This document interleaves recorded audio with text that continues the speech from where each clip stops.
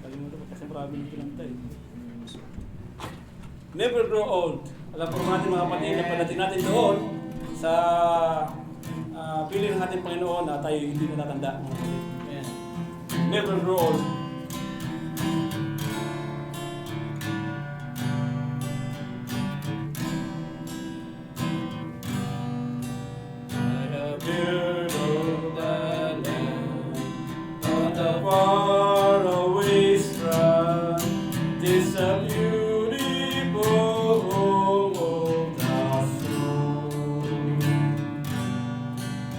By Jesus on high, where the never shall die.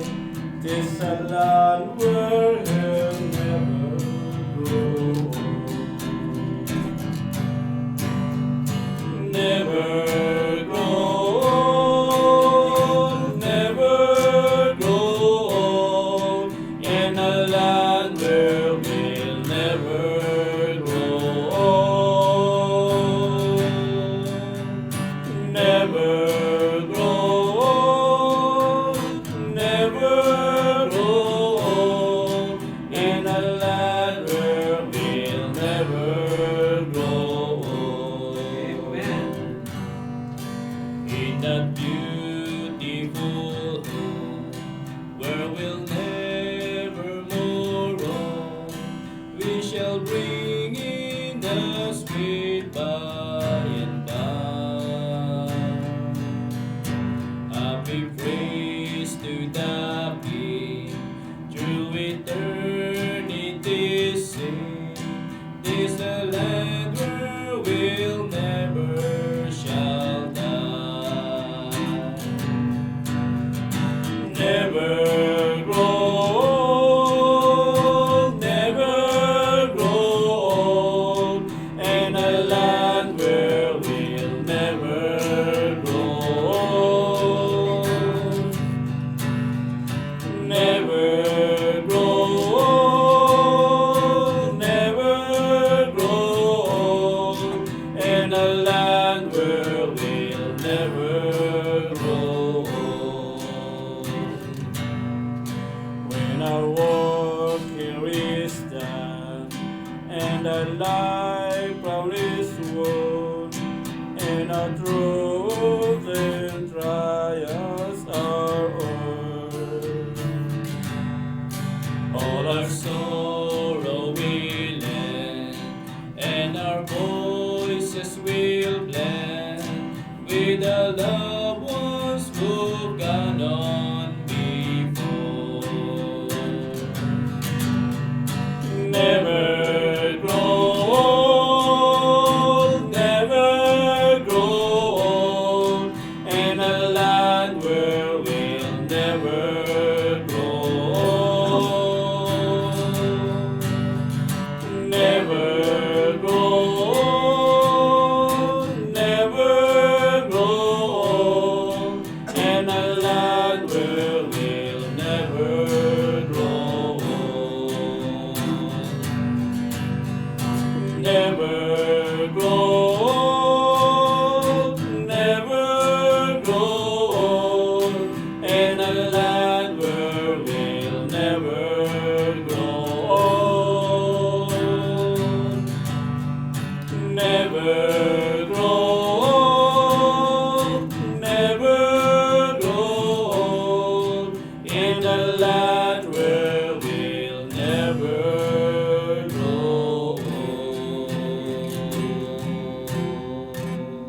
Amen. Thank you. Amen. Good.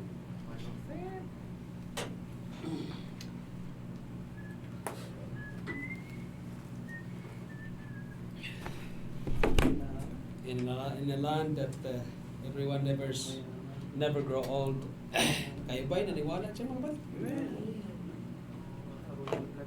Kasi sinabi doon sa Book of Job na yung flesh nga natin is as the flesh of a child. Ang flesh ng child, kumpara mo sa flesh ng mga damulag, ang flesh ng child, mas gusto mo pang pupugin mo ng halik eh. Pero yung mga damulag, wala yun. Lalo na pag may mga kurikong na yan. Wala yan. Ang mga bata, masarap pupukin ng halik. Diba? Ganun yan. Salamat sa Panginoon. Okay. Purihin ng Diyos mga kapatid, tayo po tumayo at tayo po ay magbasa ng salita ng Panginoon. Okay? Saan yun ba? In the book of Matthew chapter 25, mga kapatid, ilang bersikulo lang po yan. Basahin natin ang salitan. Matthew chapter 25 verses 1 to 13. Nandyan na ho ba kayo? Amen. So, unahan ko sa 25 verse 1 and then follow and then verse 13 all together. We're going to read sabay-sabay.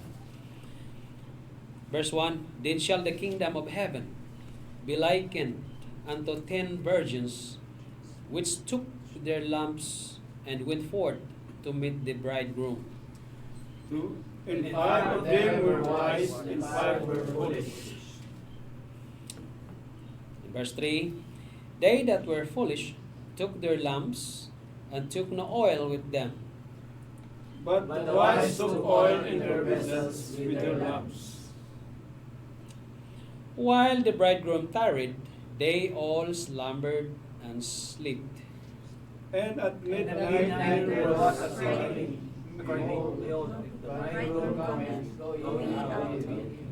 Verse 7, Then all those virgins arose and trimmed their lamp. The foolishness of the wise, give us of your word, for our lamps are gone. But the wise answered, saying, Not so, lest there be not enough for us and you. But go ye rather to them that sell, and buy for yourselves. And while they went to buy, the bridegroom came, and they that were ready went in with him to the marriage, and the door was shut. Verse 11, Afterward came also the other virgins, saying, Lord, Lord, open to us. But he answered and said, Verily I say unto you, I know you not. Altogether, Watch therefore, for ye know neither the day nor the hour wherein the Son of Man cometh. Let us pray. Heavenly Father, once again, Lord, we thank you, God, for today. Salamat, Panginoon, for all the brethren who are here present today to hear thy words. We are praying through thy Holy Spirit to understand thy words. And please forgive us, O Lord, from all our sins and cleanse us, O Father, from all our unrighteousness. And help us, O God, to live in according to thy will for in every day, Panginoon, and onwards. We are praying all these things in the name of Jesus Christ, our Lord and personal Savior. Amen and amen. Pwede kayong umupo, mga kapatid. So, ang sabi dito sa verse 13.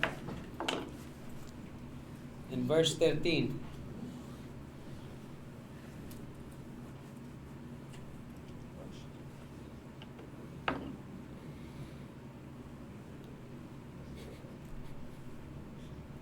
okay. Watch therefore, for ye know neither the day, not the hour, wherein the Son of Man cometh. Kung maalala ninyo, sabi nga ni Jesus Christ, even He, si Jesus Christ, hindi niya alam ang kanyang pagbalik, nor the angel. Do you believe in that? Palagay niya. Nung sinabi ni Hesus Kristo, mga kapatid, na nung sinabi ni Hesus Kristo na ang kanyang pagbalik ay hindi niya alam, talaga bang hindi niya alam? Sa palagay niyo, talaga bang hindi niya alam? Kasi pag sinabi ninyo, hindi pastor, sinabi niya, hindi niya alam. Kapatid, alam niyo kung anong doktrina na masagasaan doon? Yung doctrine of Christology.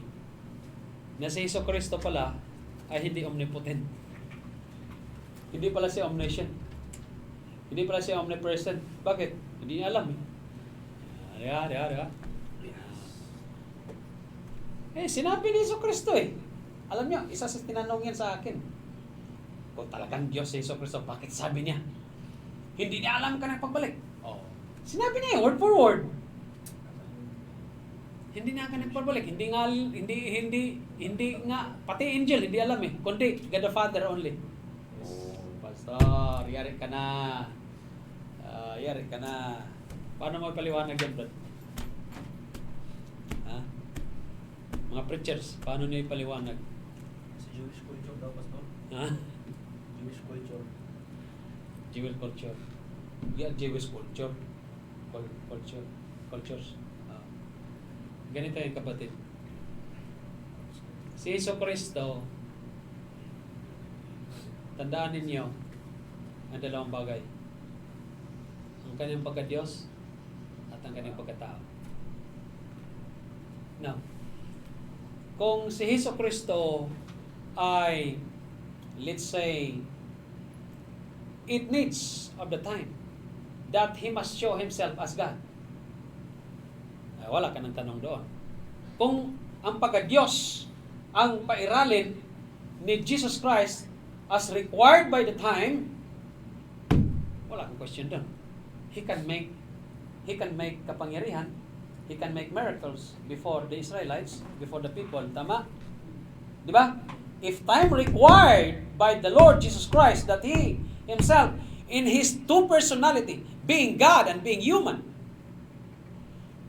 pwede siyang gumawa ng kapangyarihan. Halimbawa, it requires in a time that kailangan ninyang pagalingin itong taong ito na mayroong masamang espiritu sa kanyang buhay, na di ba maraming mga kapangyarihan? The time needs it. Alis ang demonyo, tama? Bakit? Diyos lang ang makapagpaalis. Tama? Pero if the time needs that in a particular time,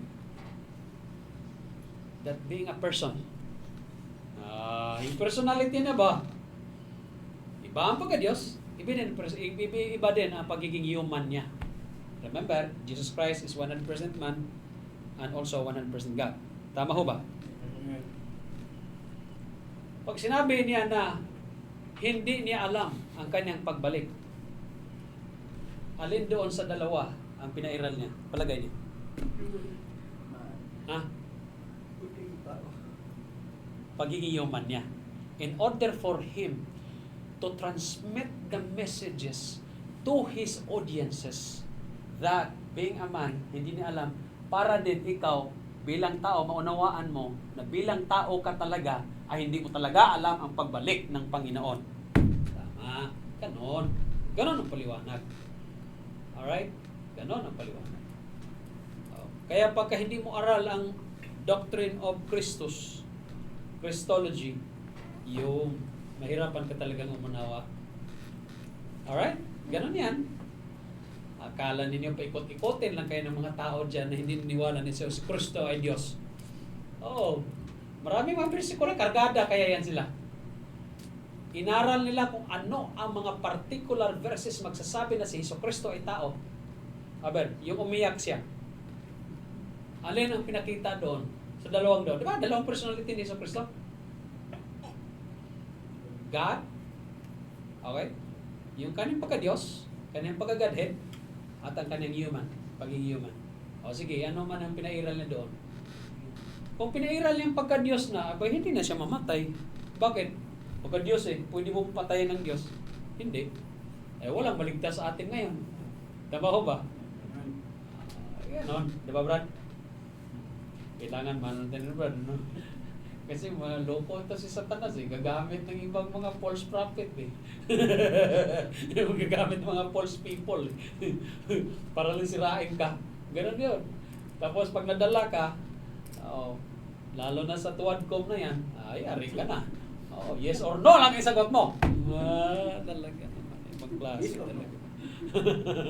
Pag hindi, iko-contempt kita. I-contempt to impyerno.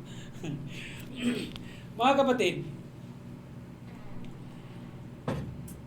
sa Matthew chapter 25 verses 1 to 13, ang sabi nga dyan sa 13, mga kapatid, What's therefore, for ye know neither the day nor the hour wherein the Son of Man cometh.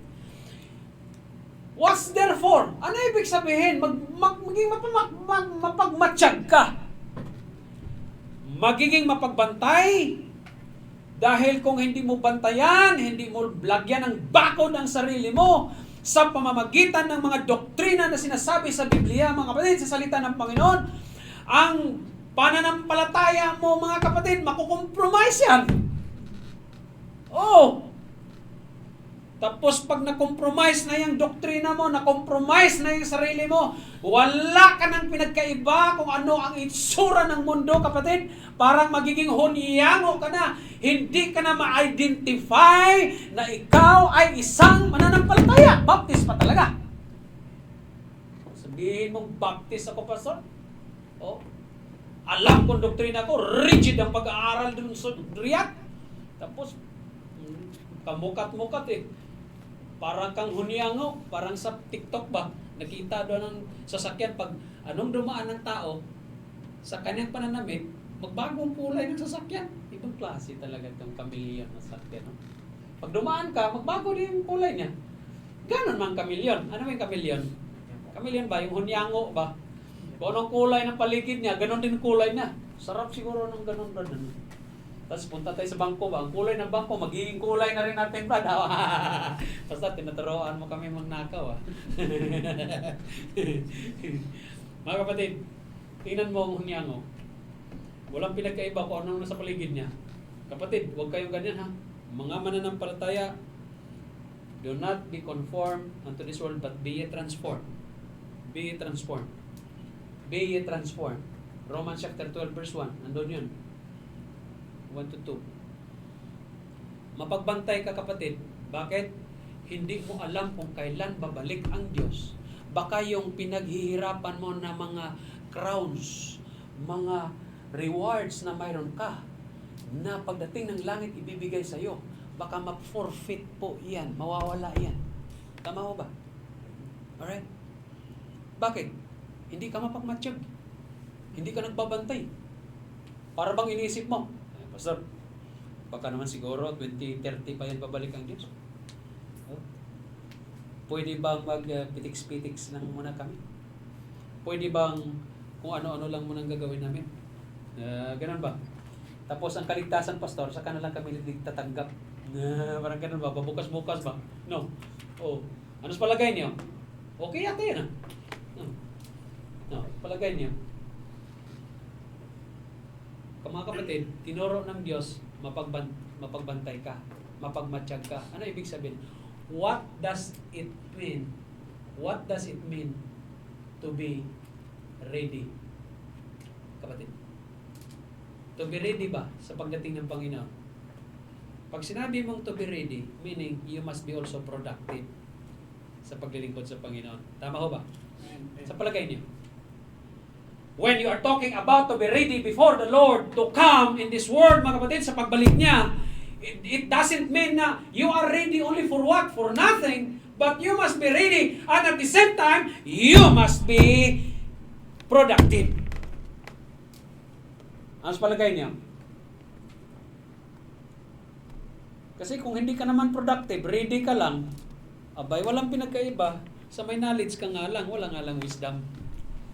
Ano palagay niyo?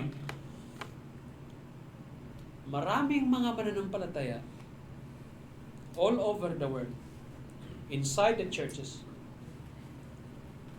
that they are not ready in a way that they are not productive. Buti pa sa trabaho, productive ka eh. Pero pagdating sa paglilingkod sa Panginoon, non-productive. Pastor, pwede bang maging non-productive? Oo naman, pwede naman. Sana, sinabi ng Panginoon, babalik ko bukas para doon na lang ako maghanda, madaling araw na. Palagay niyo. Dito kapatid, binibigyan ko kayo ng pagkakataon na ma-expose para maging productive din kayo. Pastor, pwede bang yan na lang ang maging productive na production namin? Oh, pwede. Alam niyo kung bakit?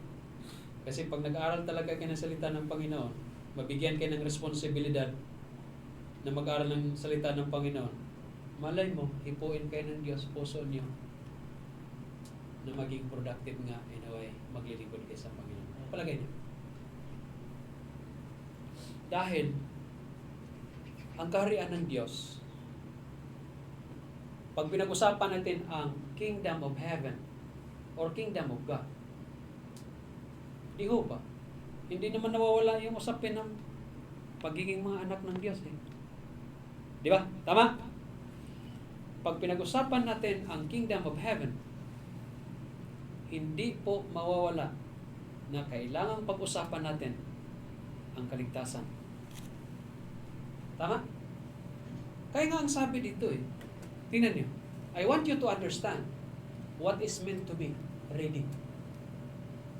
If you are ready for the coming of God, meaning you are constantly working and serving the Lord. Alright? Hindi yung pa ganun. Kung anong mundo, ganun ka din. Tingnan nyo. Then shall the kingdom of heaven. By the way, sa lahat ng apostol, si Apostle Matthew lang sa kanyang panulat, binabanggit niya, Kingdom of Heaven ha, hindi siya nagbanggit ng Kingdom of God. Kasi yung dalawa, pareho lang yan. Then shall the kingdom of heaven be likened unto 10 virgins, when 10 virgins, which took their lamps and went forth to meet the bridegroom. Okay, terminology. Ano yung lamp? Sulok. Yup, sulok. Lampara. Kasi Na may gaas. Kasira. Gasera. Yan. Alright? Mayroong bridegroom. Sino yung bridegroom? Pag pinag-usapan natin ng Biblia, sino yung bridegroom? Jesus Christ. Talaga naman. Ay, salamat Panginoon. Talaga ito na ito. Nag-aaral to eh. No? Kala ko, nakalimutan na. Sino yung bridegroom? The Lord Jesus Christ. Who is the bride? The church. So, talaga naman. Wow! Oh, yan ang gusto ko. Pag sinabing sino ang church, ibang sabihin, ako po. Oh.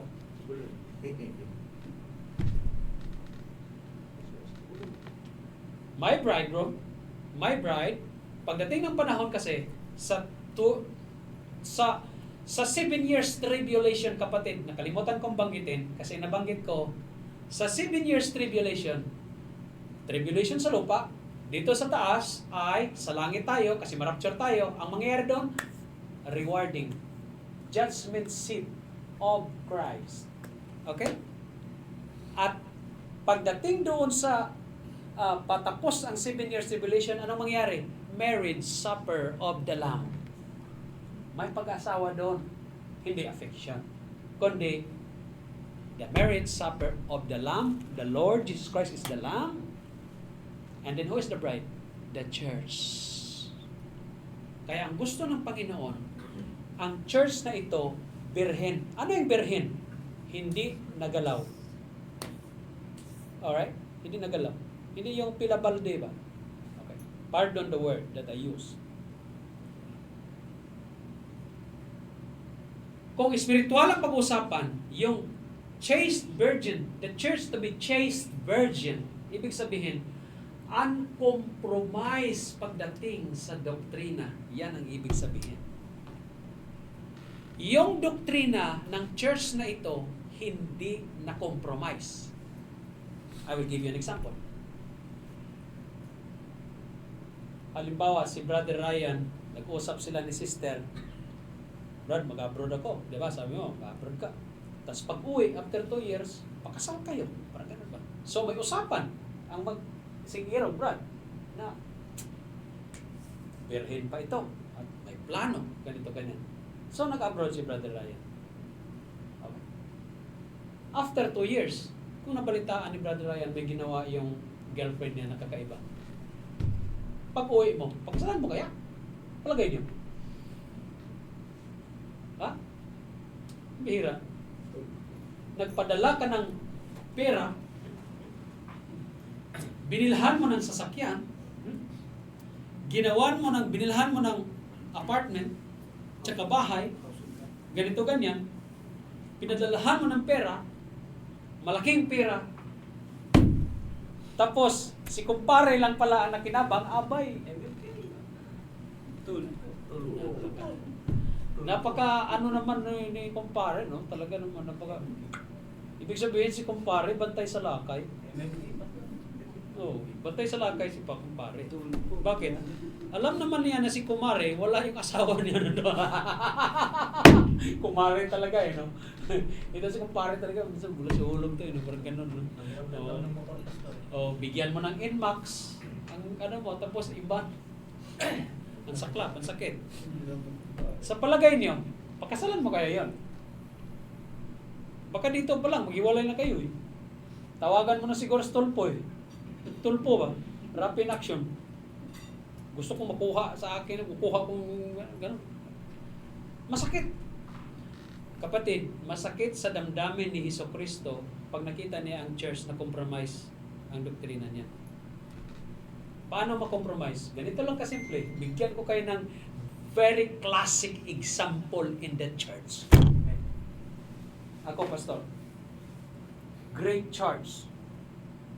Maraming membro. May asawa ako. Manligaw din ako sa mga kababaihan. Classic example yan. Oh. Habang nagpipreach ako dito, naliligaw din sa membro.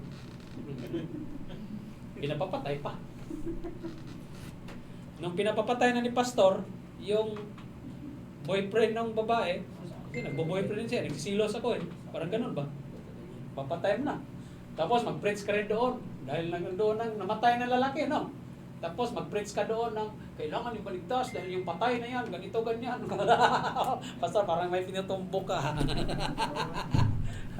Open book yan, mga kaso nila. Ganon, kapatid, ang mag-compromise ang doktrina. Anong na-compromise doon? Anong doctrine na-compromise doon? Doctrine of marriage.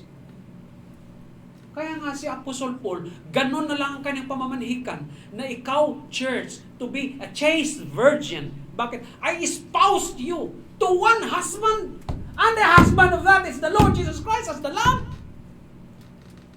Tapos sa mga doktrina ninyo, bali-baliin nyo, iti-twist ninyo in the name of your fame, in the name of your money, in the name of your what? Di ba? Ganon ang kingdom of heaven eh. My bridegroom, my bride. Ganon eh. Hindi ba alam yun? Oh. Tapos ganito ang nangyari. My bridegroom, okay, may 10 virgins. 10 talaga eh. No? Tama talagang division niya, 5 by 5. Oh. Nagdala ng kanilang magasera. Alright? Ang kanilang trabaho pagdating sa parade, to meet the bridegroom. Siguro maganda ang mga damit nito. Palagay mo, Brad. Kasi sa mga kinakasal, mayroon talaga yung mga yung sasalubong sa kining bridegroom. Oh. So, maganda ang mga damit nila, ha? Oh, yung trabaho niyo, ha? Pagdating ng bridegroom, salubongin ninyo. Magdala kayo ng gasera. Siguro, ang ganda ng gasera nito. Siguro, sa body and bath ito. Mabango ba? O, ganun. Pero may oil. Okay. In verse 2, anong sinabi dyan, bro? In verse 2, and 5 of them were wise. Oh, wise. Si Lomen siguro yan. Palagay nyo. Kilala niyo si Lomen? Oh. Doon sa, ano ba yung sabon, bro? Sort. Oh, sort. Wise eh. Wise na misis. Wise! Ang wise na birhen, mga kapatid. 5 sila. Pag wise kasi kapatid, there is wisdom. Tandaan ninyo. There is wisdom. The wisdom came from God. Ha? Sa pag-aaral ng salita ng Panginoon, itong 5 ito at talagang may wisdom sila. At ang iniisip nila, ito yung sinasabing parang sa atin pa ay Boy Scout, Girl Scout na laging handa. Pag magdala ako ng gasira, pag naubos, mayroon akong, ano tawag yan? Mayroon akong reserba. Wise nga, Brad. Parang mga bata, parang yung bata lang ba, nagdala ng 2 isda, 5 tinapay. Or, ilan yun, 5 loaves or 2 isda, 5 tinapay. Laging handa yung bata. Pero yung madamulag, walang iniisip. Diretso lang doon kay Hesukristo. Ganun man, magkain naman siguro dyan. Pero yung bata, hindi. Talagang nagdala siya, nabaon. Ganon ang what it means to be ready during the time of what? Of problem. Oh, ika nga. Problema yan eh. Problemang darating, mga kapatid. Oh, ito isa bro. Ano palagay? Oh, ito gumagaan. May reserve. Ibang klase, bro. 5 virgins. Ibang klase talaga na. Ready talaga. Iba na. May wisdom talaga, Brad. Iba talaga may wisdom, ano? Oh. Wisdom from God. Pag pupunta ako doon, maubos yung gasira ko, may reserba. Yan ang wise. Yan ang wise. Sa verse 3,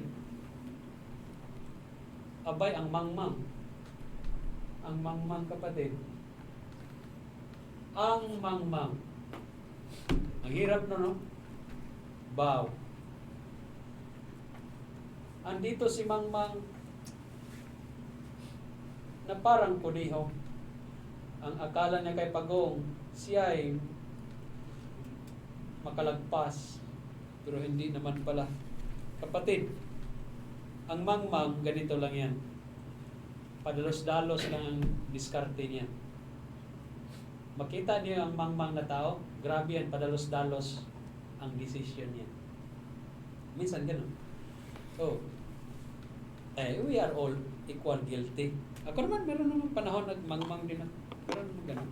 Kasi nga, hindi naman perfecto talagang tao eh. Kahit anong pilit mong maging perfecto sa harap ng Diyos, perfecto lang din. Ang pangalan mo lang din yan eh. Oo, wala eh. Kahit anong gawin mong pagsisikap wala ka talaga eh. Kaya ganito na lang ang pag-aaral natin sa salita ng Panginoon. Daily devotion para naman masanctify ka talaga. Progressive yan eh. Ang mangmang, kapatid, yun, umalis. May dalang gasira. Oo. Yung planning ba na ano ba? Hanggang dyan lang ang planning niya. Paano pag maubusan ka? Anong plano mo? Mayroon naman siguro mabilhan dyan. Yan ang mag-iisip niya eh. Paano pag walang mabilhan? Di manghingi ka. Di ba? Ganun ang ginagawa ng mga foolish, yung mga mangmang. Birhin pa, tapos mangmang din pala. Sa verse 4, ano nangyari? Pero, but the wise took oil in their vessels. Tingnan mga wise. Nagdala talaga sila ng reserba sa kanilang sisidlan with their lamps. Okay. And verse 5. Dali lang daw. Ay, pambihira. Ang bridegroom nagdili-dili man. Tarried. Ang bridegroom, kapatid, ano ba yung delay sa Tagalog? Pagtagal, ano yun? Ano ba yung delay sa Tagalog? Pastor, delayed flight kami Antala. Antala. Okay. Tama. Hindi yung antala na baboy, brad ha? Yung antala kasi yung tawag sa baboy, lalo pag diluto, ang sarap nun eh. Abay, nagpantala man yung bridegroom. Nag-delay man siya. Siguro, anong ginagawa kanya, Hindi dumating sa tamang oras. Kaya sabi nga ng Panginoon, watch therefore. Bakit? Hindi niyo alam kung kailan babalik ang Diyos. Nakikita ng Diyos yan eh. Tingnan mo, patamad-tamad yung iba. Sige lang, ianok nga to. Kasi nga, the delay of the Lord Jesus Christ to come, may purpose din yan eh. Paano yan? Sabi ko nga sa asawa ko, si Princess, anuhin mo na yung kaligtasan yan. Baka mangyari, pag napaliwanagan ng kaligtasan yan at mag-rapture, abay siya palang hinintay ng Diyos. Ganun yan eh. Malay mo, pag napaliwanagan mo ng kaligtasan, tumanggap sa Panginoon, nag-rapture, siya pala ang pinaka-last pala. Ganun. Anuhin mo yan. Ganun minsan ang dahilan. Bakit na delay ang Diyos? Lord, bumalik ka na bukas, please. Abay, kung sundin ng Diyos yung gusto mo, kawawa naman yung iba. Alam niyo yan? So habang ang bridegroom, mga kapatid, ay nandyan, naantala ang kanyang pagdating. Abay, nakatulog silang lahat. They all slumbered and slept. Sleep. And verse 6.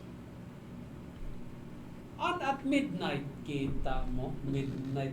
Brad, ito na ang sinyalis, ang pagbalik ng Diyos. Midnight. Midnight ang pagdating. Pastor, gumawa ka ng istorya. Sinabi dyan. Midnight pala darating ang Diyos. Pag midnight, abay, ito na, nagkagulo na, may cry made na, may trumpeta na, may nagsabi na, oh, behold, the bridegroom cometh, go ye out to meet him.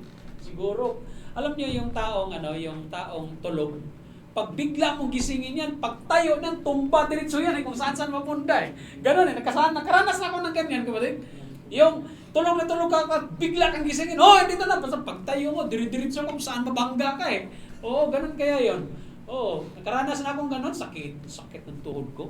Oo, ganon, bangga ka, hindi mo man, kasi, kailangan, pagising mo kasi, uupo ka muna sa pinano mo, tapos saka ka tumayo. Huwag kang tayo, diretso lakad. Diretso ka talaga eh. Mausmod ka talaga eh. So ano nangyari? Ito na, in verse 7. Then all those virgins arose and trimmed their lamps. Yan, kinap niya lang yung lamp na pak. O, sigaan mo na. Diretso. Pagtingin ng pagdating sa 8, and the foolish said unto the wise, uy, wala na. Kumukurap-kurap na yung sa amin. Oo. Pero yung sa kiningkuhan, sa mga wise virgins, meron pa. Meron na reserva eh. O ito na, nung kumurap-kurap na yung sa foolish virgins. Give us your oil for our lamps. Are gone out. Namamatay na yung usulo namin. Bigay mo sa amin yung mga oil ninyo. Grabe kung magdemand ka para may, close tayo. Pwede mo sabihin ka na, may pinapaipon ka ba sa akin? Na pera? Ano yung tingin mo sa akin? ATM? Kung may pinapatago ka? Kung makademand ka, padalahan mo kang pera? Parang ganun ba? Makahingi ba? Mabira talaga mga kapatid. Give us your oil for our lamps are gone out. In verse 9. Ang sabi ng wise, answered saying, no, not so. Hindi naman ganun. Bakit? Baka mamaya hindi to sapat yung oil para sa atin at saka iyo eh. Baka imbes na makarating ang isa sa atin doon, tayong dalawa tuloy hindi makarating doon, hanggang dyan lang tayo. Lahat tayo, mapupurnada tayo. For us and you, but go ye rather, pumunta ka doon sa mabibilhan, may nagbibinta doon. Bumili ka na sa iyo. Yan ang sinasabi. Sa planning minsan, doon na lang tayo, baka may magbibinta doon. Pastor, paano magbinta doon? Doon sa edge of the world yun, baka may tindahan doon eh. Baka may tindahan doon. Magbaon ka na. Kasi alam mo naman, disyerto ang patunguhan mo. Magbaon ka na. Hindi yung saka ka na. So ano nangyari? In verse 10. And while they went to buy, pambihira siya naman ang pagdating ng bridegroom. The bridegroom came, and they that were ready went with him to the marriage, and the door was shut. Yan ang sinasabi. Nasaraduhan ang 5. Bakit? Saan ba yung 5? Nandoon pa sa tindahan. Bumili. Ngayon, nakabili nga naman sila. Pagdating ng 11, afterward came also the other virgins saying, Lord, Lord, open to us.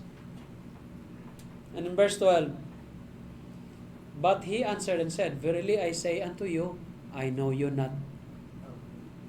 Hindi ko kayo kilala. Sa verse 13, kaya ang sabi ng Diyos sa verse 13, watch therefore, for ye know neither the day, not the hour, and the Son of Man coming. Amen. Tapos ng preaching. Kain na tayo, Brad? Lang tayo. Give me 5 to 10 minutes. Ganito yan, kapatid. Ang purpose ng oil, para magsiga. Tama? Ang origin ng oil, kung saan ini-extract yan, minsan, kung sa Pilipinas, sa niyog, sa Jerusalem, Alam niyo ba kung anong kahoy yung pinagkukunan ng oil? Olive. Yo. Brad, nag-aral ka ba, Brad? Destino ko pastor sa ano. Lods may ulit doon na malalaki talaga. Okay. Mag-preach ka talaga, Brad. Oo. So alam niyo na, in the Old Testament, doon sa Jerusalem, sa Middle East, yung ko lang makikita, mayroon kayang niyog doon? Oil mayroon, olive mayroon. Doon kinukuha ang oil. Olive oil. Anong purpose ng oil? In the Old Testament, ang purpose ng oil, pag ginamit ng mga propeta ang oil sa panahon na ang Diyos mag-utos sa kanila.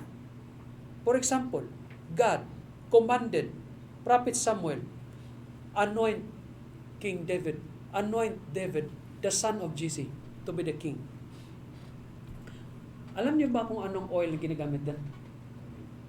Yan. Ang purpose ng oil, pinapahid.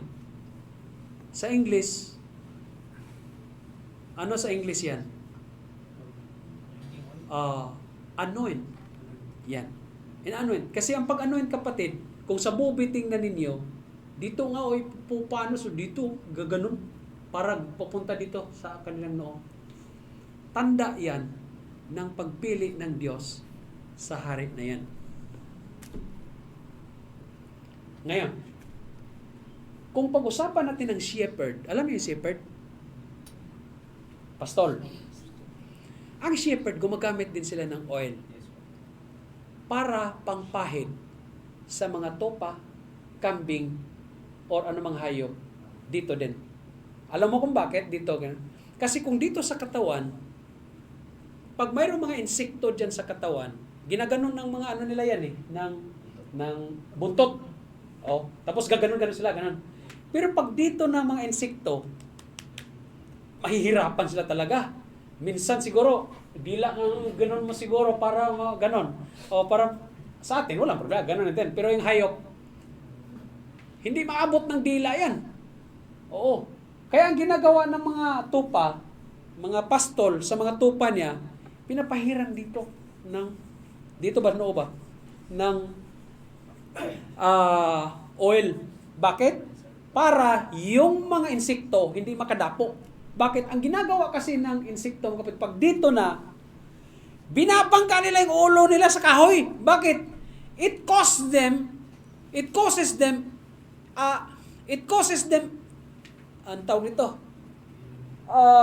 discomfort, kaya binabangka nilang ulo sa pader, o kaya sa kahoy. Nasasaktan sila. Kaya nakita ng mga pastol yan, dito talaga pinupunas yan. Nakita ng Diyos na ang anointing talaga sa taong yan to be a king, dito mo ilagay. Bakit?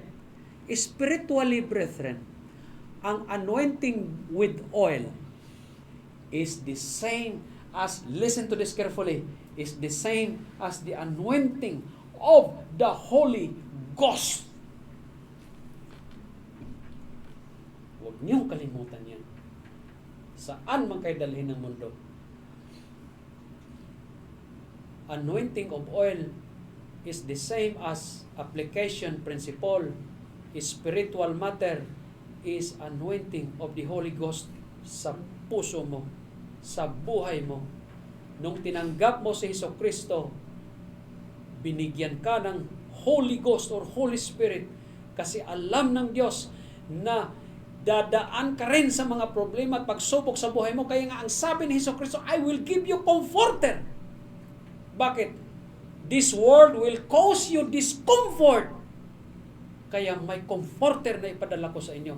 Dahil alam ko sa pag-alis ko sa inyo, it is not easy, mga kapatid, na pagwala ang ama ninyo, talagang discomfort ang abos ng mga anak niya. So therefore, God sent forth His Holy Ghost or Comforter kung tawagin. And that anointing, mga kapatid, it is the same as the anointing of oil. Oil represented the Bible, the Holy Spirit. That's why walang kakanti sa inyo. Bakit? You are anointed of God. You are anointed of God. Ako nga, pinagdadaanan ko ngayon, kantiin kaya ako ng demonyo dito. Niisip ko ba paano kaya yung kakanting demonyo yun? Kaya minsan, malilito ka Oo. Malilito ka talaga. Kapatid, mapatunayan mo lang kung ready ka talaga sa pagdating ng Panginoon. Bakit? Ang unang palatandaan na ready ka sa pagbalik ng Diyos when you have the Holy Spirit. Okay? Bakit? Pag dumating ang Panginoon, lahat ba makarating ng Diyos? Ng langit? Lahat ba marapture? Sa palagay nyo? Anong sabi ng Diyos dyan? Sa verse 12? Sa verse 12, maliwanag ang sabi ng Panginoon. I know you not. Masakit yan, kapatid. Bakit nasabi ni Jesucristo yan? I know you not. Bakit? Ang kilala ng Diyos, yung mga anak lang niya.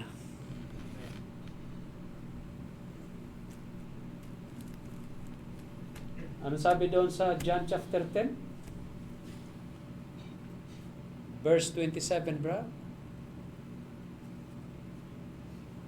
My sheep hear my voice. The same as the bridegroom hear, the same as the 5 wise virgin hear the cry from the bridegroom. Alright?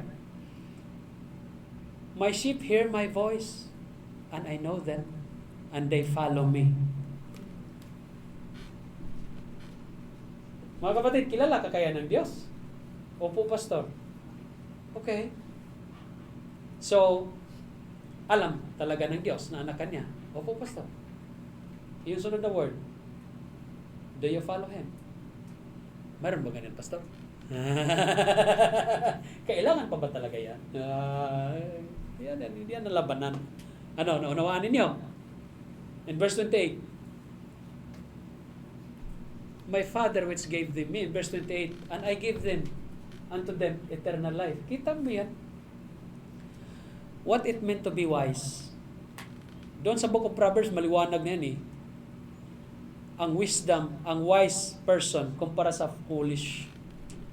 And I gave unto them eternal life, and they shall never perish, neither shall any man pluck them out of my hand.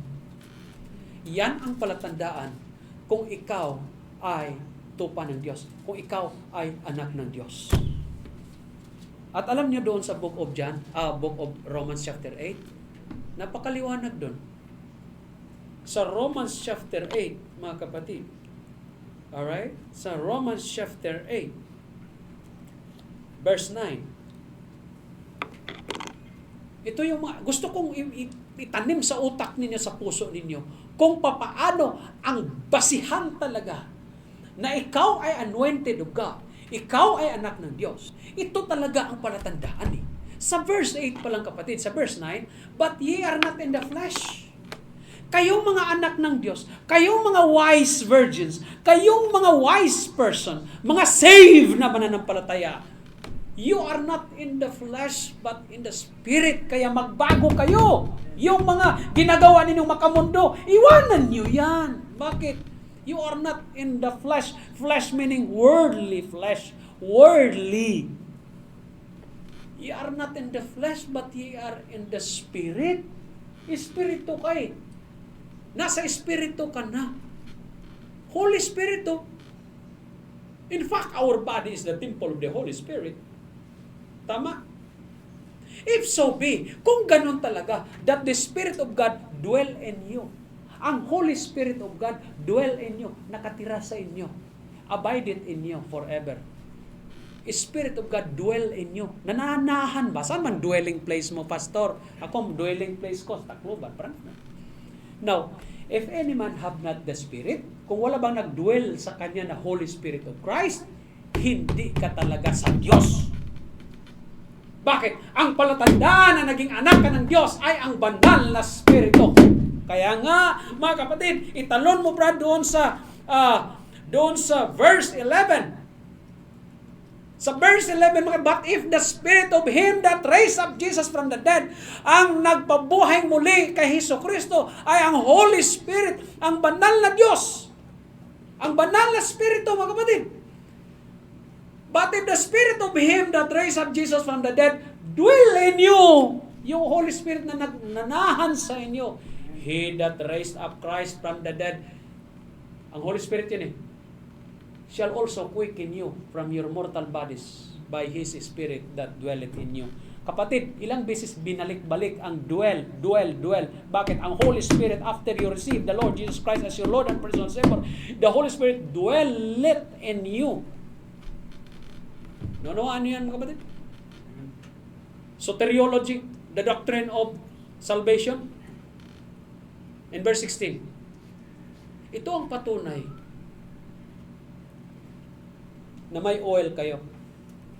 The Spirit itself beareth witness with our spirit. Ang Holy Spirit beareth witness, doon siya sa spirito natin, maliit spirit, that we are the children of God. Ibig sabihin, ang patunay na anak ka ng Diyos is the Holy Spirit.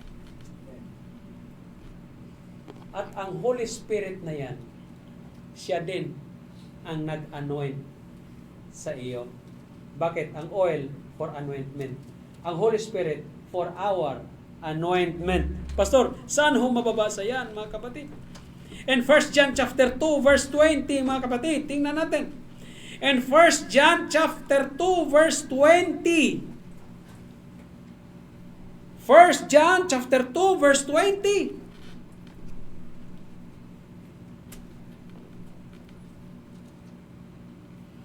But ye have an unction from the Holy One, and ye know all things. Yung unction na salita, Brad, alam niyo ba kung ano sa Tagalog yan? Pahid.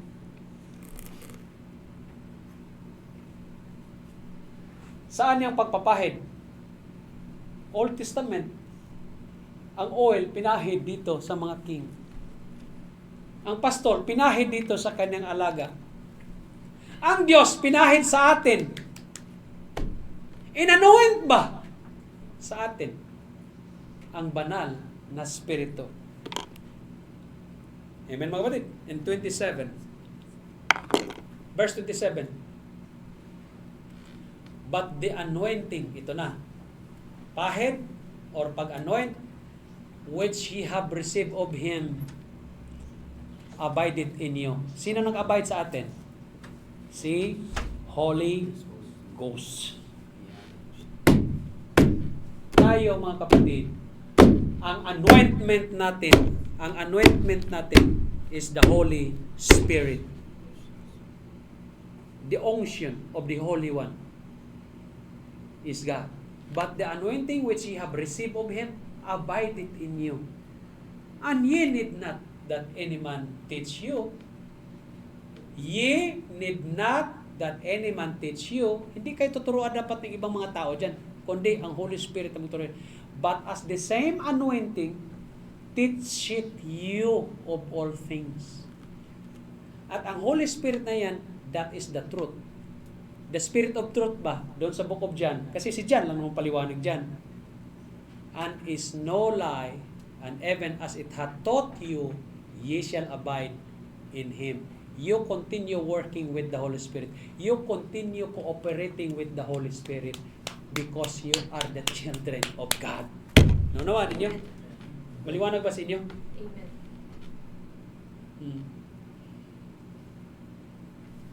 Anong gusto niyo? Wise virgin o flawless virgin? Ha? Alam niyo kung bakit? Doon katulog kayo sa mga wise. Bakit? Nakapasok Yung mga foolish, yung mangmang, wala talaga.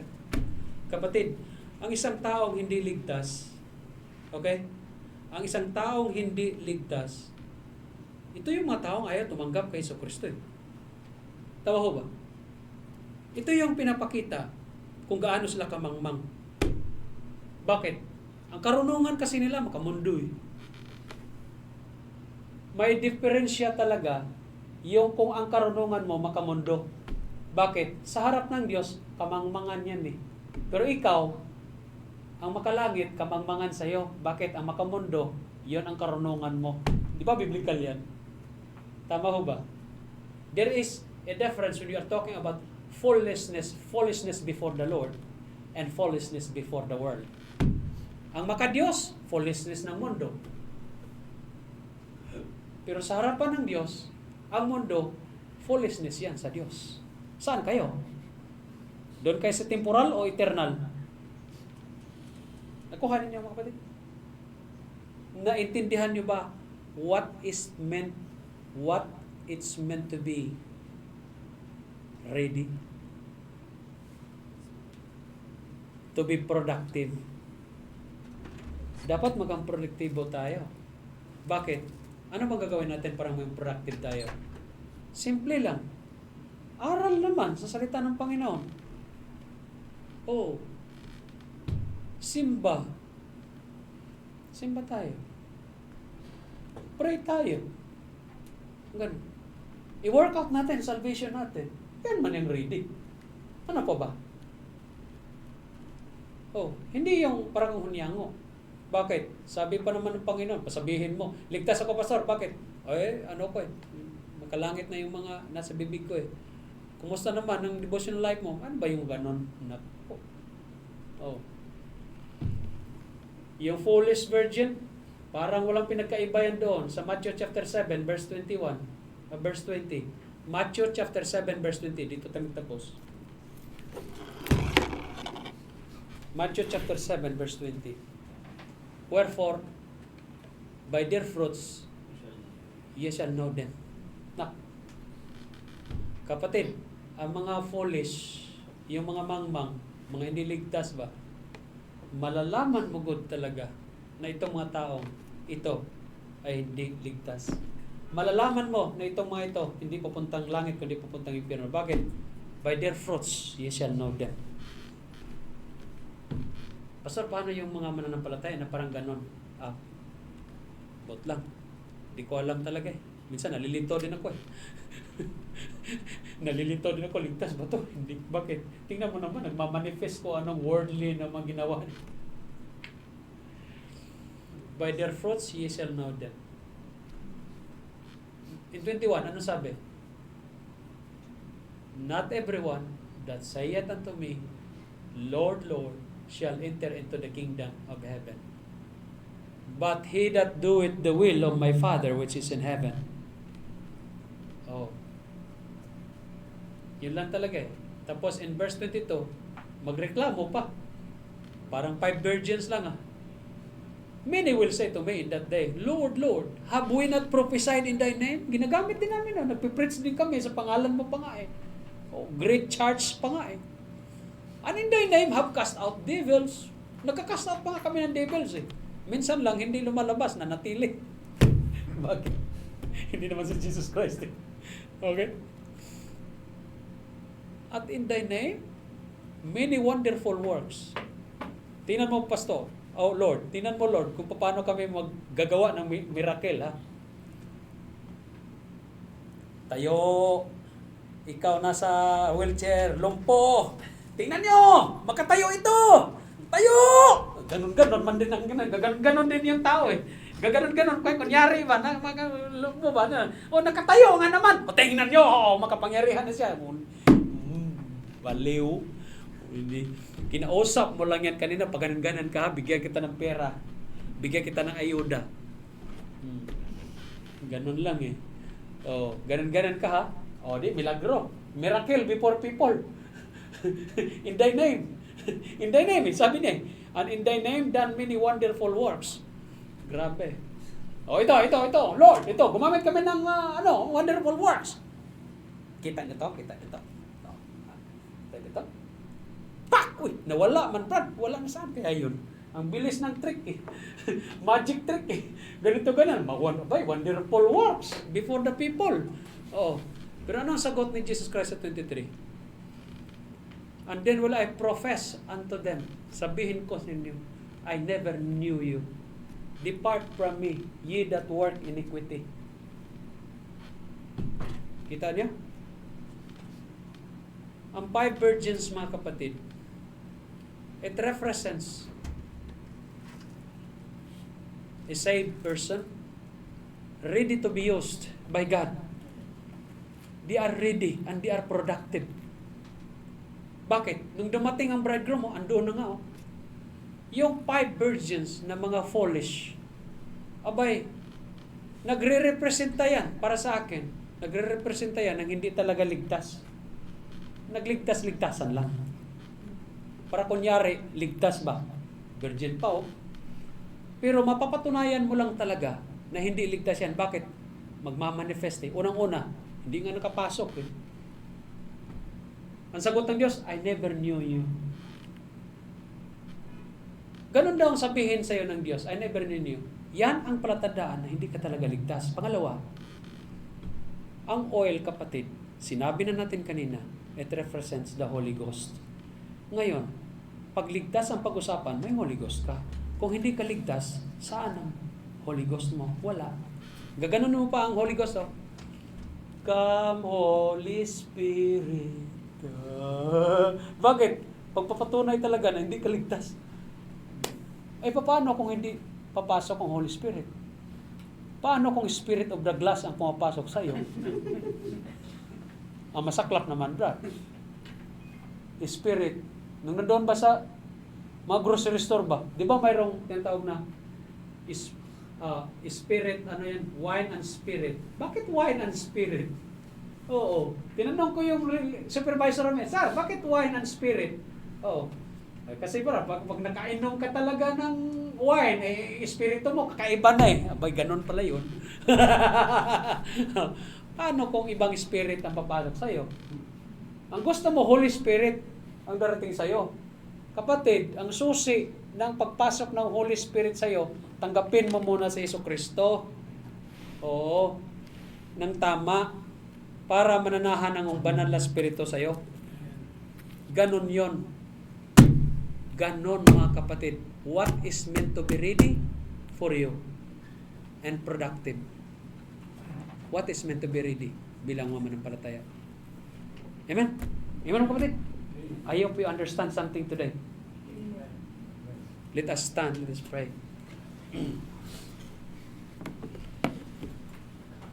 Our Heavenly Father, once again, Lord, we thank you, O God, for today. Salamat sa iyong salita, Panginoon. What is meant to be ready before you, God? Because we know not what is the time of your coming.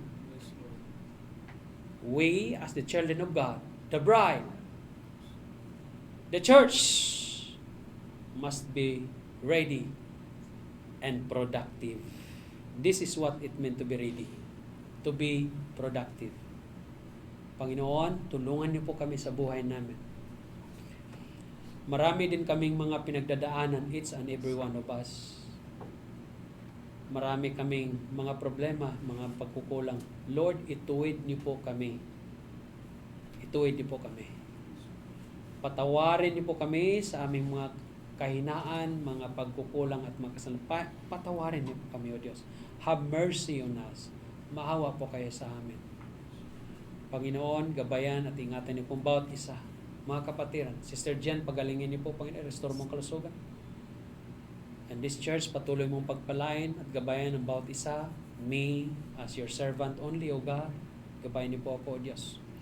Sa aking sitwasyon, Panginoon, I really don't know what will happen, but Lord, I only believe that you are with me. By faith, you are with me and you are always in control sa aking buhay. Gabayan niyo po ang mga kapatiran at mga pamilya namin, patuloy mapagpalain sa aming temporaryong paghiwa-hiwalay mamaya. Gabayan niyo po kami at ingatan. Purihin po yung pangalan sa araw na ito. At ang lahat ng ito ay pinapasalamatan ka po namin sa pangalan ni Jesucristo na aming Panginoon at tagapagligtas. Amen and amen.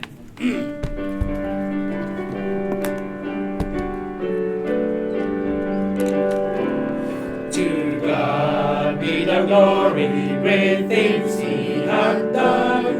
So loved He the world that He gave us His Son. Oh yeah,